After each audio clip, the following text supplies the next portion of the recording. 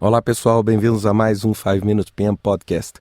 Hoje eu vou abordar, se vocês lembrarem, algum tempo atrás eu falei do congresso na Universidade de Texas em Dallas, que eu tive a oportunidade de participar, e um paper em especial me chamou muitíssimo a atenção, era o paper que relacionava síndrome de Estocolmo e gerenciamento de projetos. Esse paper foi muito interessante, porque é um paper muito desafiador, porque eu nunca tinha pensado que uma relação entre o gerente de projeto e o outro lado, o seu contato no cliente, pudessem desenvolver uma relação como essa. Esse é um paper que foi apresentado pelo Eric Brown e Chad Jordan. E ele é muito interessante, mas antes eu quero falar um pouquinho sobre a Síndrome de Estocolmo. A Síndrome de Estocolmo, esse nome, surgiu, a primeira evidência dela foi no dia 23 de agosto de 1973, quando na cidade de Estocolmo, 2 ladrões fizeram 4 reféns por 5 dias num banco. E durante esses 5 dias algo muito diferente aconteceu, que foi o quê? Os reféns começaram a ter uma relação afetiva, uma relação de carinho pelos agressores, simplesmente porque os agressores não tinham executado esses reféns. E eles ficaram emocionalmente conectados e começaram a ver na polícia o agressor e não nos ladrões o agressor.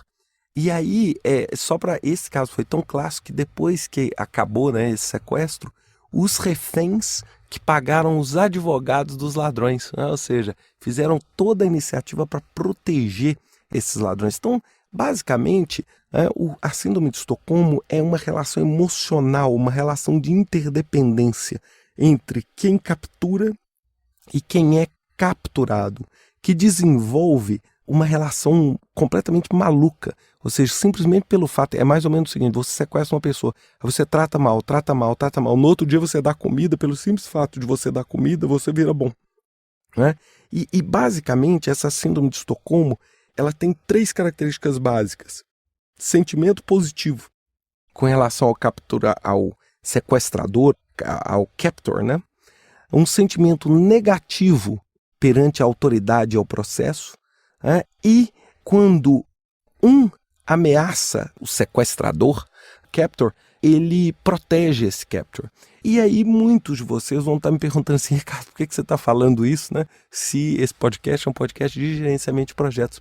Então eles, o Eric Brown e Chad Jordan, fizeram um estudo e um primeiro trabalho seguinte, mostrando que esse tipo de síndrome também pode acontecer dentro de um ambiente de projeto, onde, diante da pressão, porque se a gente pensar num projeto, o projeto, não quero falar isso no sentido negativo, mas o projeto é quase um sequestro, ou seja, é algo estresse, é algo desafiador, é algo crítico, é muita pressão.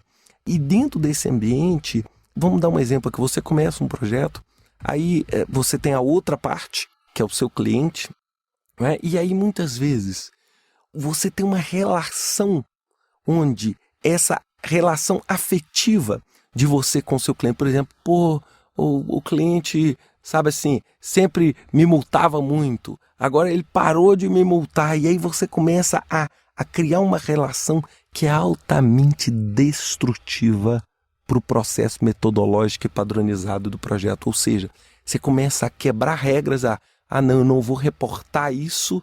Por quê? Porque se eu reportar isso, eu posso gerar uma relação prejudicial ao meu cliente. Ou seja, você começa como gerente de projeto, a proteger toda uma situação no qual você, muitas vezes, eu estou pensando aí, só para vocês entenderem, no cliente e equipe como os sequestradores e o gerente do projeto como o sequestrado.